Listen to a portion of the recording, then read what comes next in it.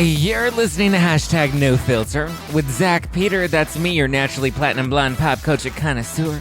I'm the reality TV junkie, self-improvement addict, and a host with only the hottest tea spilled fresh weekly.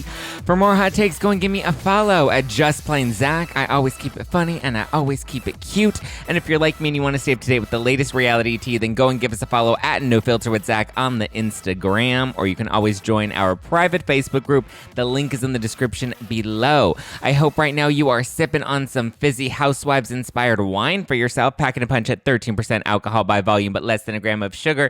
It is my No Filter wine, available at nofilterwine.com. It's perfect for summer. It's in a can. It's compact. You can sneak it into your Uber, throw it into your purse for a pregame, or if you're at home watching reality TV, if you're yelling at the TV and you're yelling at what Erica Jane is saying this week on Beverly Hills, then stock up on some Or What white wine. Head over to nofilterwine.com. I'm so excited because today's guest is an award-winning producer, a TV personality, and a New York Times bestselling author, and a personal favorite of mine. I used to love watching her on Fashion Police and on Joan and Melissa, Joan Knows Best, and now it sounds like Melissa knows best these days. Please welcome author of Lies My Mother Told Me, Tall Tales from a Short Woman, Melissa Rivers. Hi, I love the fact that you're telling us to sneak alcohol into our Ubers. Listen, nobody knows what it is. I was in Nashville a couple of weeks ago and I had my little cans with me bopping around town. And I'm like, what? It's an energy drink. Nobody knows. It's not but I love the fact that that's one of the selling points. Yeah, it's you can sneak it into your Uber and nobody's going to know. Because like if you have like an obnoxious White Claw, like everybody knows what that is. Absolutely. I agree. I fully support that marketing campaign. Thank you. How are you? Congrats on the book, by the way. Thank you. I'm good.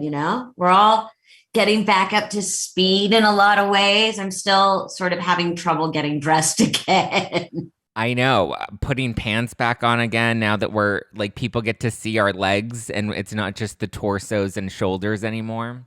Exactly. I found that extremely challenging when I'm like, oh God, I got to actually put on jeans. God forbid I go a step beyond jeans. That's just traumatizing. How's Cooper? He's in college now, right? He is a junior in college. He's happy. He's 21. I know, which is insane. And he's great. He's doing, I knock on wood behind me. He's, I'm so lucky because he's in a good place. Is he back out on his own? Because I know during quarantine he was staying with you. Yes, he is back. He's living, up at school and he's home for the summer, which I can't complain about. I've actually gotten to see the back of his head in passing a few times because, he's on the move, but he's great. But he's loving living at school and he's it made me really sad because that whole group of kids from the seniors to when he was a freshman and had to come home and then the incoming freshmen, I feel like they're getting gypped on their college experience. Yeah. And it's such a great time. And I had so much fun that at least they're kind of getting part of it now. So that makes me really happy. Yes. And I mean, he seems to be doing well. I mean, being 21, is he out, partying, drinking, kind of living life, living, those wonder years? He is. It's now they're back out and they can have fun and all of his buddies are pretty much home for the summer. So they've been running around and they all have jobs this summer. So they come in really late, you hear them getting up early to go to work and you're like, wow, welcome to the rest of your life. It's so funny seeing the Instagram photos of him now on like your account, because I remember watching Joan Knows Best with my grandmother, who is like my mother. She suddenly passed away last year, very unexpectedly. So I'm fresh. Thank you. I'm fresher into that grieving process. But I remember we used to watch that show and she would always call me her little Cooper because, we would watch it. We just had such like a close bond, but it's funny seeing him. I still see him as that little kid that we saw growing up on the show. I know people are always like, he's how old? I'm like, tell me about it. People freak out when they figure out when I'm like, yeah, he's 21. He's an adult. I will never treat him like an adult because he'll always be my baby. Yes. But he's making his own way.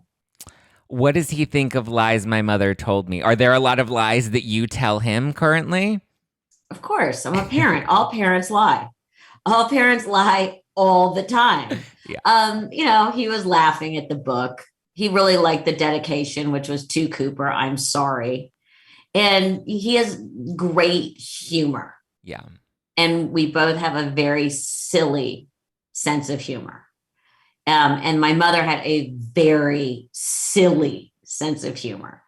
So, he gets to giggling and we get to laughing, and he's really enjoyed it. He's in, the bits and pieces he's read, he's enjoyed, but he's not going to read his mom's book. Come on. I didn't read my mother's, he's not going to read mine. And first I'm like, oh my God, now I know how my mom felt so bad that I didn't read her book. And then I'm like, he's not going to read my, it's just, when it's your parent, it's like, Yeah. So the book is all satire, right? It's really just, not even necessarily memories. I know in other interviews, you're like, the only ounce of truth to it is that Thanksgiving happened. But most of it, it's all just stories that you've created in memory of your mother. Absolutely. And my writing partner is hilarious. And I think I'm pretty funny. And he actually wrote with my mom for years. And at one point there was a lot of conflict because I was working on a book and she was working on a book, and we both, we did everything but flip a coin to see who got to work with him. She won. Shocking. So he knows her voice as well as I do. So it was really fun. We're like, let's see how far we can push this. And what made you want to tackle like a nonfiction type of satire? Like that's not like a common genre. No, it started out, everybody was asking me, what would your mom be doing? Or what would your mom be saying through, COVID and all the craziness and everything that went on and is still going on in the world. So it started out as an article of what would Joan say? Okay. So we get through that and I'm like, there's something more here. So then we decided, oh, well, let's rewrite the history of the world according to my mother. And then we got stuck. We got there were certain roadblocks that we got stuck on because we were trying. Everyone's like, you were what? We're like, yeah, we've got Napoleon on Elba and there's no Starbucks.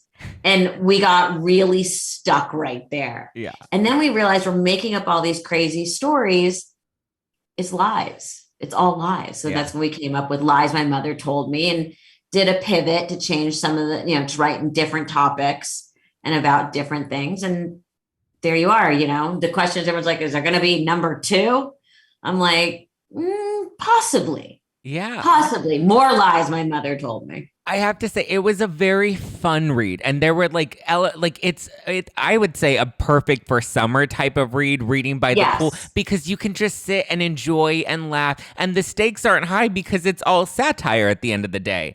100%. And that was what the book I wanted to write was: easy, fun, doesn't make your brain work too hard.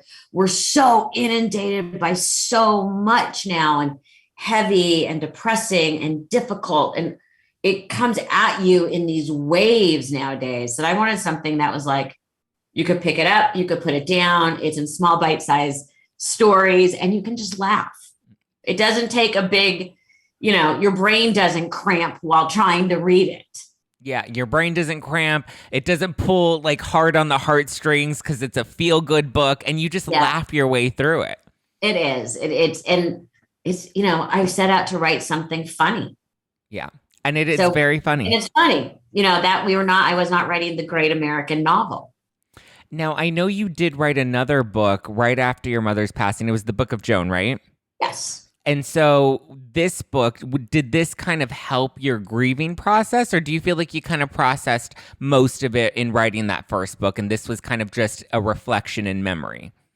Yes. Book of Joan it was still fun, but there were definitely deeper emotional moments in it. Yeah. And that, I'm not going to say it was cathartic, but it did get me over a hump. Yeah. It did help me. It just saved me. in a lot of ways because of the writing and getting it all out. Yeah. This one was straight up silly. This one, there was nothing cathartic other than laughing. Yeah. And, my family we've been the darkest of humor. Yeah. So for me, this one was, it wasn't that it was easy to write, because it wasn't, but the goal was just to have fun. And that's the best way to honor anybody's memory. I'm sure like with your grandmother, it sounds like you guys were very close. You probably laughed a lot. That's the best way to honor their legacy. No, even when I had to give her eulogy, I'd had to let people know. It's I needed to make sure that my roots were fresh for today, or else she would have killed me and taken me down with her. Exactly. And I don't think people expected my eulogy to be funny, but her humor and our humor together was just something that bonded. Melissa, we would do some crazy shit. I remember one time she's put a blindfold on me and tie me up in the kitchen, and we're gonna text it to your aunts and just put no caption. Just send them the photo of me tied up in the kitchen and just see what they respond. And so I'm okay. And so we're doing this. And then, of course, they freak out because they're why is my mother tied up in the kitchen? And why is, my nephew texting me that my mother is tied up in the kitchen? But that was just her sense of humor. I love that. And that's how my mother and Cooper were. Yeah. They never tied her up, but but that's how they were. And that's how Cooper and I are. And that's why this book was so it was so fun. Now, I did hit writer's block at one point. My writing partner hit writer's block at one point, and that made it, from a different point of view, a very challenging thing for me because I had to figure out how to work through it. And it's really the very first time that I've had extended writer's block, where it wasn't just a couple of days or even a week where I'm I can't figure anything out. Even as a producer and a creator, with Fashion Police and all these different shows, I've never had it last as long as this one did. So in that way, I learned a lot.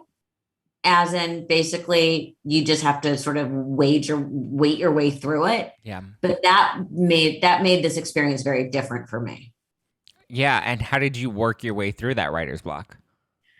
Just, would walk away, give it a beat, take a couple days, go back, read something, see if I could fix it without destroying it, and just slowly, ramped back up again. And luckily my writing partner kind of drug me through it, and then I sort of drug him through his part of it, because of course we couldn't have it at the same time. Yeah. I like that though, because I think that there's just this mentality now of when things get hard or you reach obstacles, then you just kind of wash your hands and walk away from it and don't pick it back up again. But that consistency and that continuing to try to push through it is what ultimately gets you on the other side. I'm so lucky that in my early 20s, I had a boss that would always kind of keep pushing me, and I would turn, in projects and she'd be it's not quite there yet. And so I would have to kind of rework it. And I think we need that consistency, because the consistency is what it breeds the success at the end of the day. I agree 100%. You have to continuously move forward. And you see a lot of people, as soon as it gets hard, it's it's too difficult, and I don't need to do this. And I'm being, whatever. I need to go to a safe space. And no, work. Yeah. Work. If you want something great, you have to work for it in order to get it. And then it's worth so much more. I don't love the sense of entitlement. To me, it's you shouldn't expect things. You should be willing to put in the hustle. And then when you get it, it just means so much more because you earned it. Yeah, and I know when I first started working, and even during internships I had and my very first jobs that I had, nobody cared. No. Nobody cared if I was having a bad day. Nobody cared if my boyfriend broke up with me. Nobody cared if my feelings got hurt. Yeah. Nobody cared. You had to just do your job, put your head down, and keep going. Yeah. And I think what we're going to see of this, and I hate picking on millennials, but I think what we're going to see, not just with sort of the late, would they be the late millennials that are sort of borderline Gen Z, which my son is, the ones that have that work ethic and understand that you just have to put your head down and go Yeah. and not be like, oh, that's upsetting, are the ones that are going to be the leaders. Yeah. I agree. Because it's weird. Because then you also have these weird messages of like, oh, well, hustle culture is toxic and and wanting to have more of a self-care. And like, listen, balance I think is great, but it's like there needs to be a little hustle before you can get to the point where you're balanced. You need to put in the work and the grit, and then you get to a place, because you also have all these gurus on Instagram that are like, oh my God, burnout is so hard. And like, yes, that's very real, but it's like, but the place that they're in now is because they spent so many years working to the point where they have this Instagram following where they can preach to people about balance, but they forget hard work gets you to find and balance is bullshit. Balance is not real. No, do you know who Jeffrey Katzenberg is? Yes. Okay. There's a great Jeffrey Katzenberg line where he said, if you don't come into work on Saturday, don't bother coming in on Sunday. Yeah. You know what I mean? Yeah. And that's the world I started working in. Yeah. And that was the truth. And that's what got you the success that you have today. But, and as for balance, but you learn how to create balance when you have to hustle that hard. Yeah. It's on you not to complain about not having balance. It's up to you to create your own balance, whether that be, my mother worked 24/7. Yes. And she loved to paint. Yeah.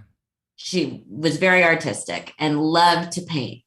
And so at the end of the day, even if it was really late at night, she'd come home from a show and was still wound up, she would sit and paint for half an hour. Yeah.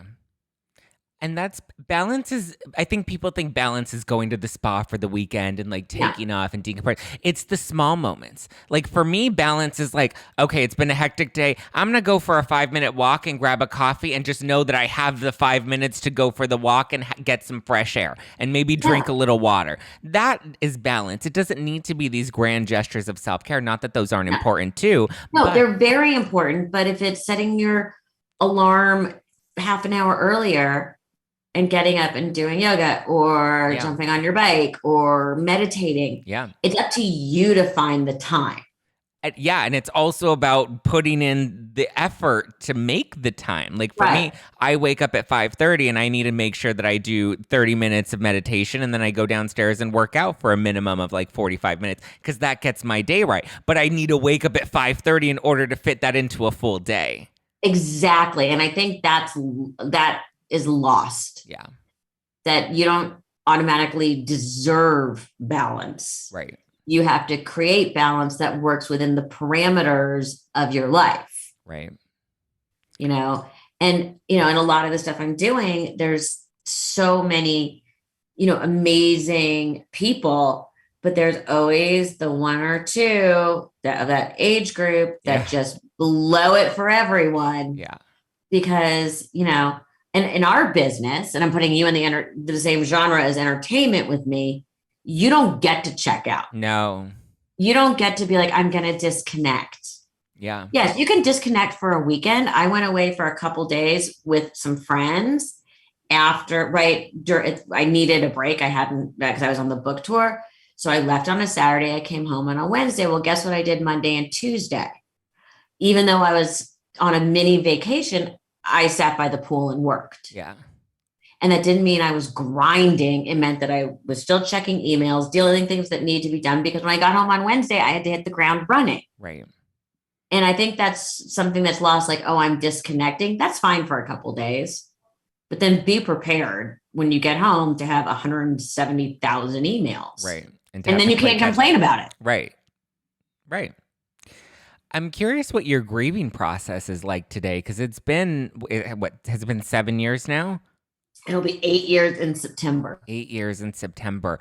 What is that? I mean, I'm still fresh into it. It's only been just a little over 1 year for me, but because one of the things that I remember people always telling me at the beginning was, it doesn't get easier, you just get stronger. And I don't agree with that now being in it, because I do think it does get easier because you become stronger. Yes. And I also think it becomes different. Different. Yes. It doesn't necessarily get easier. It becomes different. for example, and I hate to say this to you, I found the first year easier than the second year. The first year, you're kind of in this weird, ethereal limbo. Yeah. For me, the second year became real. The first Thanksgiving, you're in such space and whatever, and you're so prepared for it that it's going to be awful that you kind of float through it. Yeah. The second year for me, it became real. And that was when the actual healing started. And it goes to bittersweet. I can see that because I feel like the first year, especially when it came to the holidays, her and I would put the holidays together every year. Like we would decorate the table. We would make sure all the stockings were stuffed for all the kids. So I kind of had to take that on. And I tried so hard to take that on to make sure the holidays felt as normal as possible for the family. And I think that was my way of processing it because I had the goal in mind and I had the objective. And so I focused on that. Whereas this year, there have been a lot more of the smaller moments that I find myself getting caught up and, crying over being like, it's those small little moments of like, this thing just happened today. Or like you coming on the pod. I would have loved to have been like, Graham, guess who's coming on the podcast today? And it's those little moments that I think are catching me, unexpectedly. Yeah, it catches you off guard and it will catch you off guard for the rest of your life. But I mean, for me, and I lost my father before I lost my mother. Yes. So for me, it was time. I mean, the truth is it just takes time and everybody's grieving process is different. And do not let anyone tell you how to grieve. Yeah. But I always say to people, don't get stuck in it. I always say with my mom, like, the greatest way to honor her legacy is to keep going. Yeah. Your grandmother wouldn't want your life to stop. No. She would be like, oh, enough already. Get up and get going. And then what I also found was, like you were saying about Thanksgiving and Christmas, it's really important to keep those traditions because that keeps the person relevant. Yeah. And Cooper very much, Thanksgiving was our big holiday. And Cooper, always like, he could identify like, and those were grandma's this, and that was always on the table. And one year I forgot to put a specific thing on the table and he's like, where is it? And you realize it's gotten into, and that's wonderful. And that's another way to honor them. But you also have to keep it moving forward. Right. So I don't do exactly what we did at my mom's. We do my version of it. Right. And I think that, again, for me, it's about the worst thing I could possibly do is just sit still and sit in a puddle and not be able to move forward. That would horrify her. Yeah. Do you think that, obviously I know you always get asked about like cancel culture and would your mom be able to survive in cancel culture today? But do you think that she would have retreated a little bit from Hollywood or from being so out there with her opinions and kind of just like maybe move more into like a more quiet retired life? Or do you think that fire would have just kept burning strong in her? No, she never was going to retire. She was never going to retire. And she loved staying relevant. Yeah. And if, she was always on the cutting edge. I think she would have remained unapologetic. And I know exactly how she would have changed her act to make it work, which was she would come on stage most likely and say, okay, so I'm not allowed to tell this joke and then tell the joke. And I'm not allowed to talk about that and then talk about that. And I think she would have done it that way. I also like to think that she sort of would have been given, grandfathered in and given a little bit of a pass like Dave Chappelle. Yeah. I feel like Ricky Gervais has kind of gotten a pass, but I think he has done it in a way that like he's just very unapologetic. Yes. And making fun of people who are getting up in arms. Yeah. And walking that line of not being like, you're stupid, but just saying, oh, come on. Yeah. This is comedy. Right. And I'm pretty sure my mother would have done the same thing. But I was like, how would she have done her act? I'm like, just like this. I'm not allowed to say this anymore. And I'm not allowed to say that anymore and still continue right on with her jokes. Right.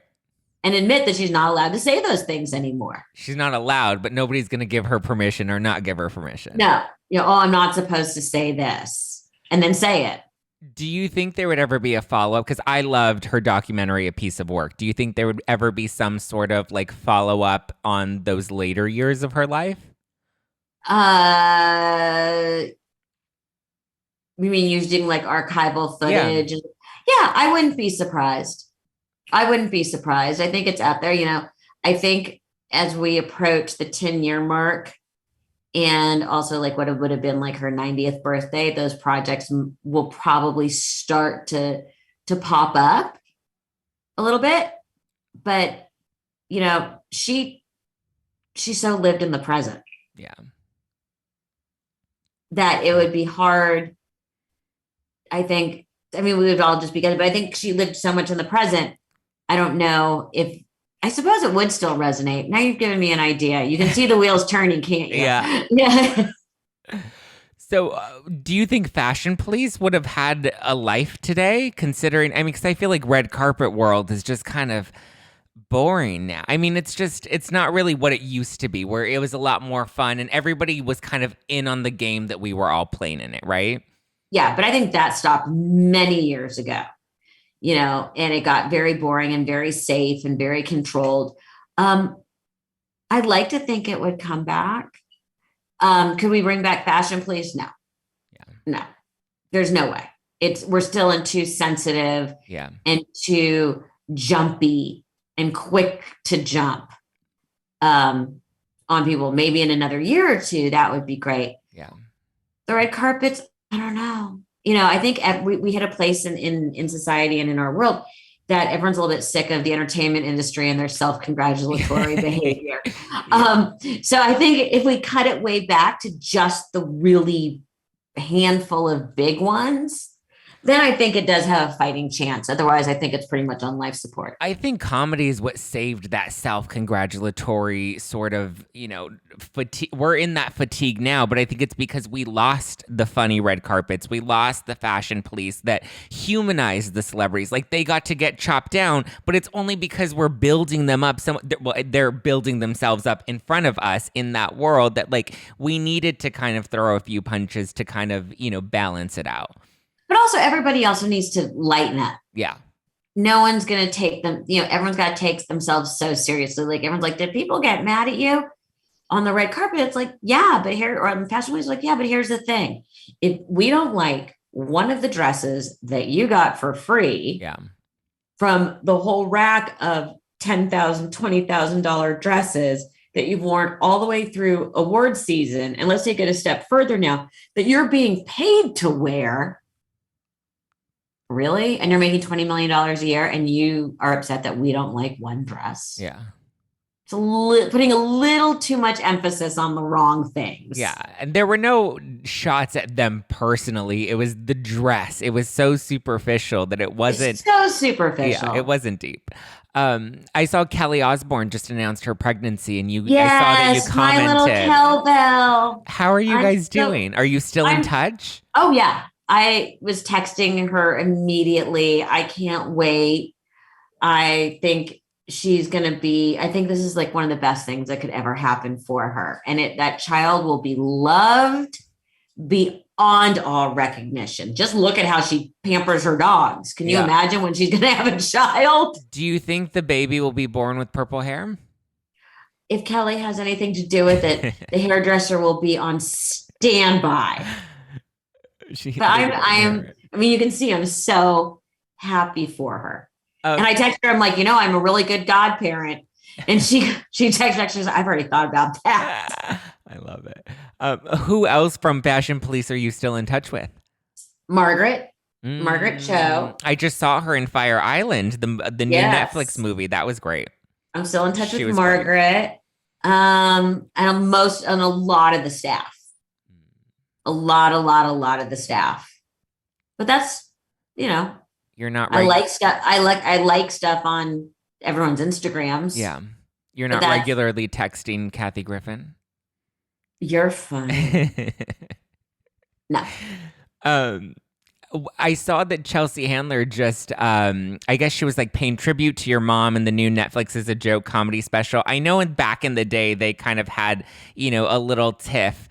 has that ice melted? And have you been in touch with Chelsea? And did you know about the Netflix as a Joke special tribute? I was supposed to be at the Netflix as a Joke tribute, but I did what I thought the decision I thought my mother would understand and would tell me to make, which is I went to go watch Cooper in a playoff game. Uh-huh. So that's where I was. I did not know they were using Chelsea, and I was absolutely moved to tears when I heard what she said. Yeah. You know, we've been trying to get in touch. We've been missing each other. You know, she's on tour. I've been on my book tour, and we'll see. We'll see. She's supposed to do my podcast. So hopefully in the next week or so, that'll come out. And I always find it fascinating when people grow up. Yeah. Including myself. Yeah. Because I think probably even 5 years ago, 3 years ago, 2 years ago, I would have said a little too little, a little too late. Yeah. But what she said was so lovely and so heartfelt and so not self-aware, but so there was that she really saw herself in a way most people can't, and owned it. She's grown a lot these past couple years. Yeah, as have I. Because like I said, 2 years ago, I would have been like, a little too little, a little too late. And where were you when she was alive? And and you blah, blah, blah, blah, blah. And instead it moved me to tears. And I thought, wow, am I impressed with her? Wow, I wish that was one of the moments where I wished my mother was alive. She was really sweet and endearing towards Joan, and I think it was nice to see them because I used to do stand up before I got into podcasting, but I remember looking up to both your mother and to Chelsea, and I loved them both. I've always been somebody that's been very inspired and motivated by strong women. I guess it's because the women in my life, like my grandmother, were all just very strong that I always saw them as the superior sex. Because we are. Yes, you are. And I will not even try to debate that. Men are the worst. I'm tired of dating them. I think I'm going to become a lesbian soon. Or as a friend of mine says, never forget, men are basic. Yes, men are very basic, which is why I'm very proud to have been raised by some really strong women and have, a lot of their traits instilled in me. But no, I think it was great. I didn't love their beef back in the day, and I like that, she came out and the things she said were very sweet. Yeah, and what makes me a little bit sad is they probably would have really liked each other. Yeah. And I think, for a lot of these female these comics, my mother understood what it was like to be a woman on the road. She understood what much of a toll that takes on relationships. She understood all these things because she lived it well before they did. And she's the one that made it okay for them to do that. Right. And there's stuff about being a woman, a comic on the road as a woman when all the guys are hanging out and you're still going back to your hotel room alone. Yeah. And it's hard and it's lonely.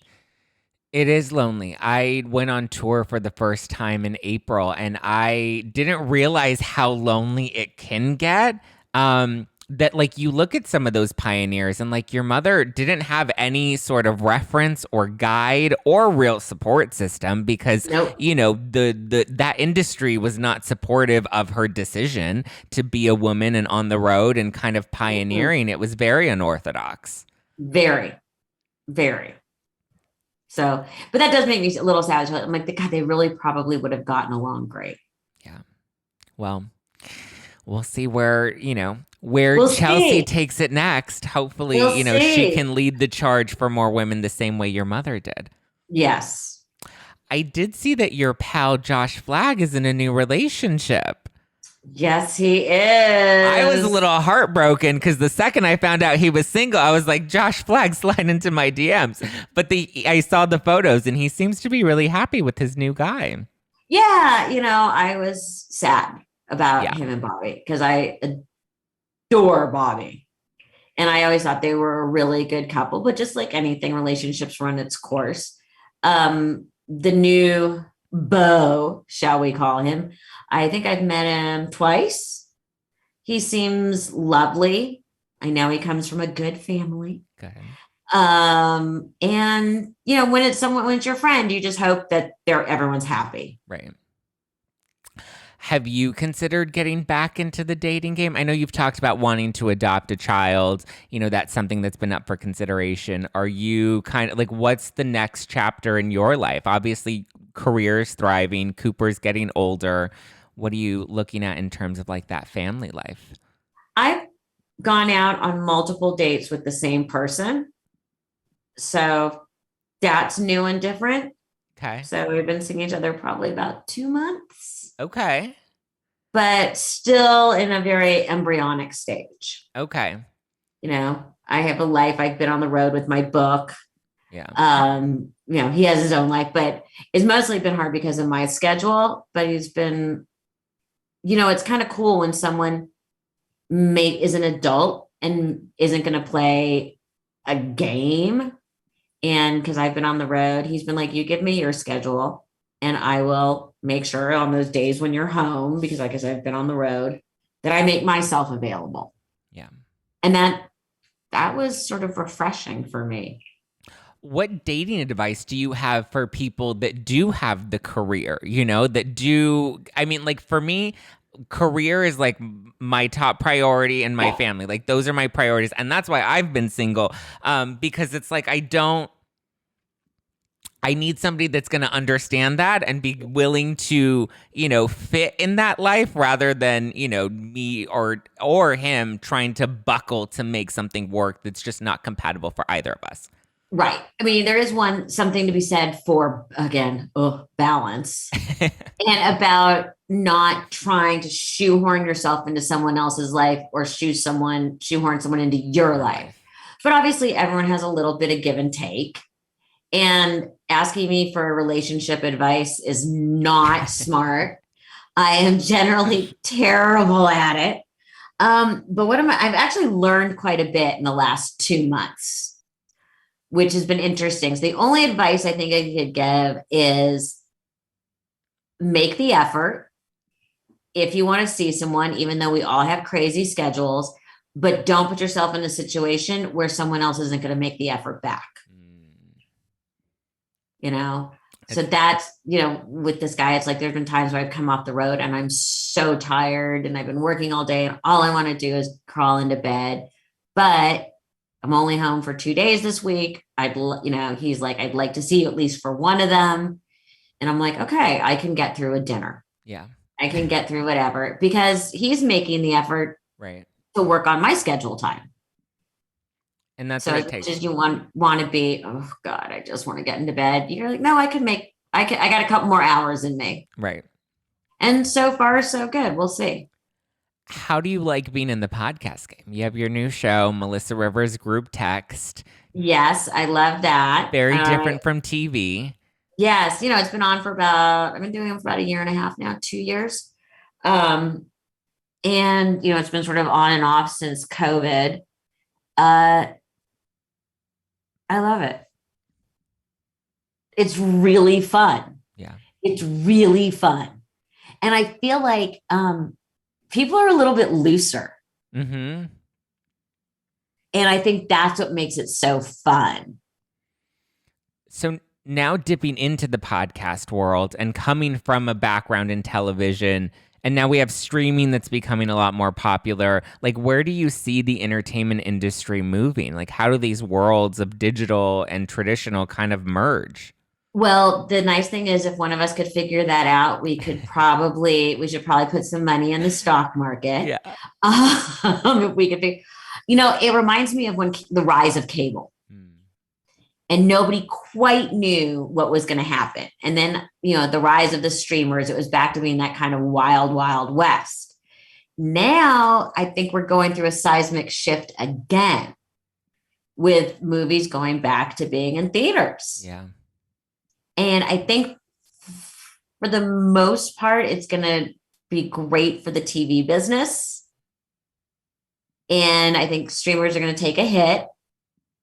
But then I think we're going to, the ones that have figured out how to put these, to binge these things, or that they'll put out 2 episodes at a time. I think that's going to be the new model. Because you want people to come back week after week. Yeah. But you also don't want no one wants to have something drugged out 1 episode at a time anymore. Right. And you want to see at least 2 at a time. Yeah. And I think that's going to be part of the new model. Your guess is as good as mine. Right. But the thing is, I do think there's always going to be a place for content that's more than 2 minutes. Right. People are always going to want a little bit more. Yeah. Don't you think? What do you think?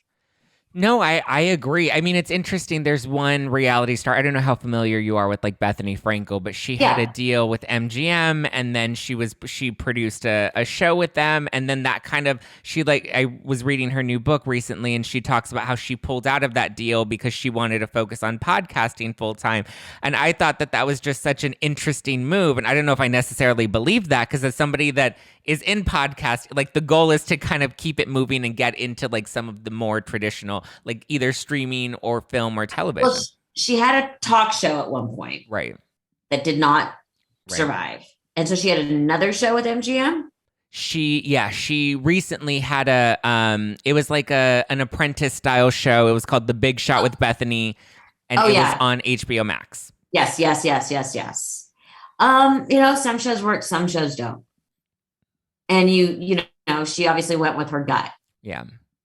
I just thought it was an interesting move to leave television to focus solely on podcasting, whereas I think there's a bit of a merger that we can have there. I think people like the on-demand feature. I think they like having content accessible when they want it at their time without having to wait for every Thursday night at 8:30, they have to wait for that one show. I think they like the accessibility. So I see that kind of moving a little more, but I agree with you. I think the once a week model is done. Maybe it's like twice a week, or just something to kind of give people something to look forward to. Right. Or like I said, do drop 2 episodes a week. Yeah. So at least, it's also that way it's easier to catch up and stay up with your friends. Right. Because, no one wants to watch 1 episode a week anymore. No. We've done it for so long that at this point, I think now that you have all the binging, people want to mix things up. Yeah, I agree. And I think, people still like saying, oh my God, did you see that episode? What episode are you on? Yeah. But I don't think we're ever going to go back to the once a week model. No. Okay, so we did just have the MTV Awards, and we had some of the Real Housewives at the MTV Awards. I have a few looks that I was wondering if you would play a little fashion police with me. Let me see. Let's hold these up as I get close to my screen. All right, let's see. There we go. Okay. So this is the first one, Teddi Mellencamp. What are your thoughts about her dress? It's like a pink. It has, what is that? Is that fringe? Yes. I know she's taking a lot of crap for this photo because you can see the back of her legs are not flawless. Whose are? Right. I love the color. The color is very on trend. Is it too short for me? Absolutely. I will say her back looks great. Not a huge fan of the 2-tone hair, never have been. It needed to be a little longer. The dress. Yeah, don't you think? Yeah, this feels to me very Dancing with the Stars. Like, it feels very Dancing with the Stars. It also feels very teenager. Yes. And I think had it been like, this could have been like a cute going out, for the night type of dress. I didn't really love it. I think it does need to be a little bit longer. But I love the color. By the way, if the slit on the side was the length of where the back is, that would have totally worked. Yeah. That would have totally worked. Okay, we have Melissa Gorga. This is very classic for her from Real Housewives of New Jersey. She kind of likes to wear these really small dresses. It seems like neon is definitely a trend at the moment. Bright colors are very much a trend. I'm liking the shoes. I I think she can do better. Yeah, it also Again, feels very again, casual. I also feel like, and everyone's forgetting that there has to be proportion Right. in these. If that dress had been 2 inches longer, it would look so much better because it would give her a slightly longer line and balance out the top and would pull in her waist more. I need you to help dress me. Yeah, but you know what I'm saying? Like it works. Okay, Dorinda Medley in her sequin black jumpsuit. Conceptually, I love it. Conceptually. Yeah. I'm trying to see what's going on at the ankles. It looks like, Yeah. what is that? Like a gold kind of cuff? Oh, it's like a red cuff. Is it part of the shoe? No, I think it's part of the, either she Okay. added that as an accessory or it's part of the dress, but I don't think it's part. Oh no, it looks like it's gold and it matches the strap on her foot. It looks like she just tucked the pants into the cuff. Right. Okay. I know that's like very end, not into that. Conceptually, love it. Having fit issues. Yeah. She's trying to do that slouchy, but it just looks like it doesn't fit. And the jumpsuits and rompers are very challenging because they have to really be fitted to your body. Yes. And also, they're a real pain in the ass to go to the bathroom in. Yes. But like I said, conceptually, I really like this. For me, it's a fit issue. Yeah. It needs to be a little bit higher on the top. Like they need to pull it from the shoulder, kind of thing. And that's for those who know good tailoring. That's how they lift it the best, which I think would have then pulled the whole thing up. That it's just too much gathered at the ankle. Because I have some pants that are similar, that they're slouchy, but you have to be very aware of how tall or short you are, how much break you can have in the bottom. Yes. I think I don't like the tucking the pants into the shoes. I would have gone with like a different shoe. I would have gone just much strappier. Yeah. Something like that. Okay, Crystal Minkoff. Also a little bit of fringe. I don't love this one.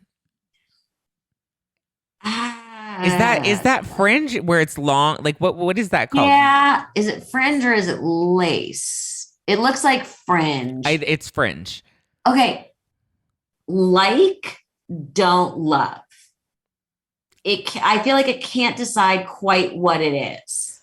Yeah, I don't even think I like it. I also feel like the color blends so much in with her hair that like her hair doesn't really have a moment or it doesn't really pop in any way. Her hair should have been pulled back like a cool ponytail. Yeah, I think that would have been good. It's a lot with the top and the hair. But like I said, don't love. Yeah. It's fine. It's nothing I'm not offended by it. Yeah. Kyle Richards in her Gucci. Okay, flawless. Right? It's like a very boss move, but there's some bling, so it makes it kind of fun for MTV. Her purse is sparkly. She's doing the slouchy pant perfectly. Yeah. Because she's not tall, but do you see how it's just got that perfect, slightly slouchy break? Yep. That it makes it feel very modern. Love the belt. I mean, this is absolutely a home run. Yes, I agree. Sutton Strack from Beverly Hills in her orange dress. It doesn't look very fitted at all. It's the fit at the top. It's hard to see against that background. I'm very into orange, but the fit, no, because she's blending in with the background. The fit at the top is an issue. Yeah. But the rest of it I really like. She needs a little more of a waist, and it can still have that sort of skimming thing. We're talking just 1/4 of an inch on each side, and there's something weird going on under the arm. Yeah. I do like the colors though. I mean, maybe not the color for this event because the event color was orange that it blends in too much, and the red carpet, it's very similar, but I love the juxtaposition of the bright blue with the bright orange together. Absolutely 100%. And those are big colors this season.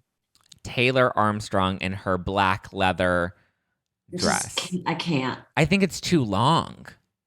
And it doesn't fit well. It doesn't fit. The necklace makes no sense. And I know the platform shoes are back, but I think the whole thing looks heavy. Yeah. And she's not. And it makes her look thick. Yeah. It makes her waist look very thick. And you look at her arms and you're like, this is not a woman there's nothing thick anywhere on her. That material, that like leather or pleather material, is also not the most flattering. Like No, it's a very difficult fabric to wear. And this is just, and it's got like this corseting. I don't get. I think I understand what she was going for. And I think, again, if we were going to try and fix it, I feel like it needs to be pulled up a little in the front. Looks like it's falling down. I would take off the necklace and I'd pull her hair back. And then at least it's got kind of a look. Yeah. I also don't like the hair color. I think the hair color washes her out a bit. Well, but I like they went with a darker eye. Yes. Okay, next up we have Darie Kemsley from Beverly Hills. She always has moments.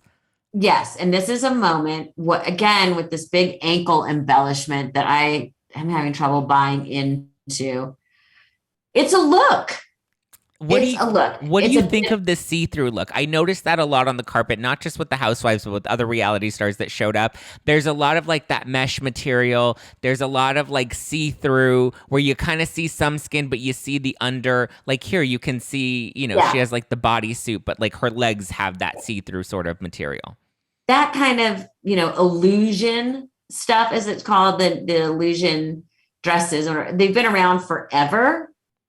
I think we're just seeing them rather than being nude. We're seeing a lot of color being used in illusion fabric. I think I would prefer the nude. Show some skin. I can't get past this thing with the ankle embellishments. Yeah. I'm really like, I'm finding those very confusing. I can't tell if those are pieces of her hair that are coming out. But at least with the hair, her hair wasn't fighting her outfit. Yeah. Lisa Rinna in her jumpsuit. The body on this woman is ridiculous. And it always has been. And if I had Lisa's body, I would wear that day in and day out. The shoes are very trendy. That sort of that squared off toe is a big thing. And this woman has the body of death. Yeah. What more can I say? Like it or don't like it, the body of death. I think one of the nicest people you'll ever meet. She made a few of the best dress lists too from this event. Yeah, I mean she's awesome. Tamra Judge from the Real Housewives of Orange County, very high shoulder pads.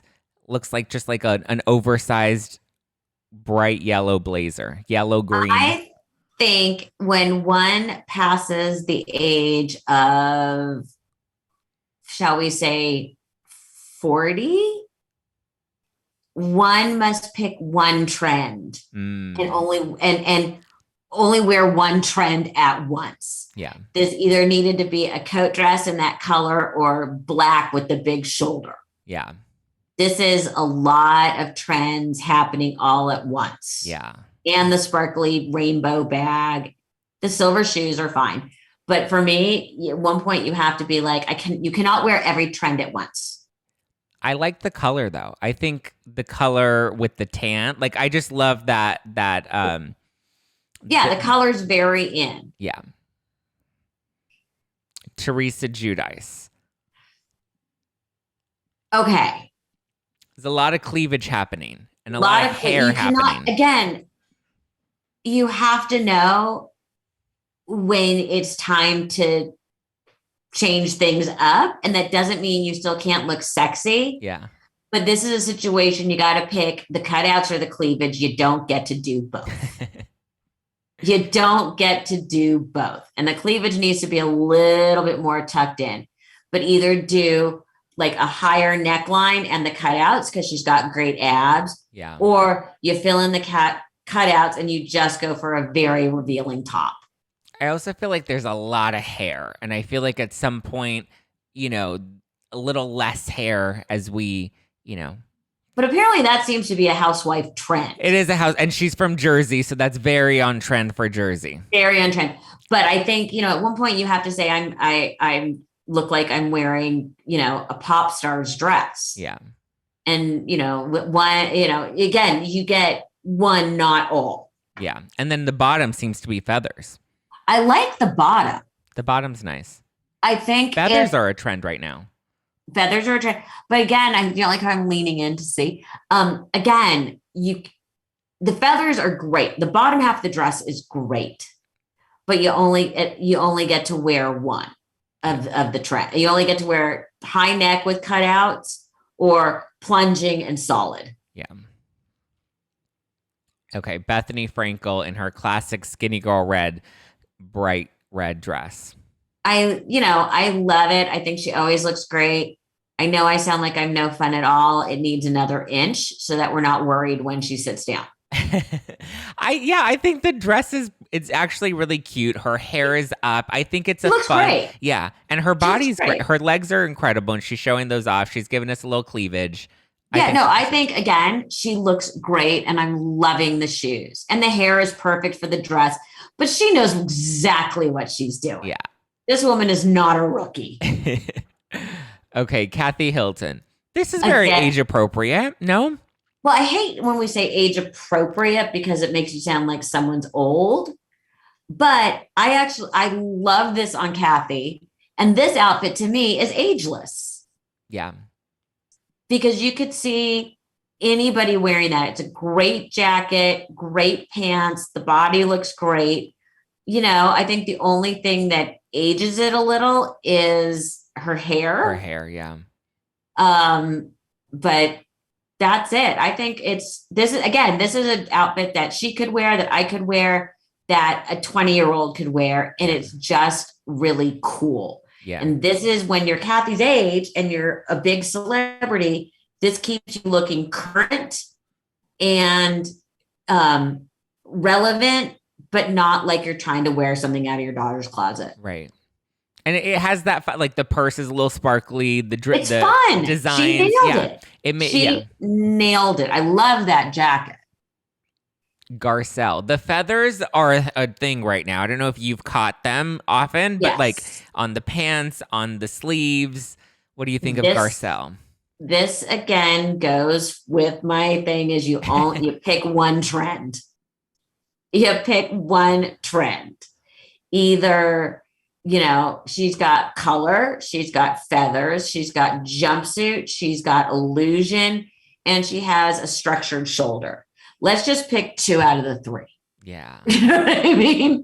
It's a lot. If this had just been a high neck jumpsuit, even with the cleavage and maybe just the feathers on the cuffs of the sleeves, it would have been phenomenal. Yeah.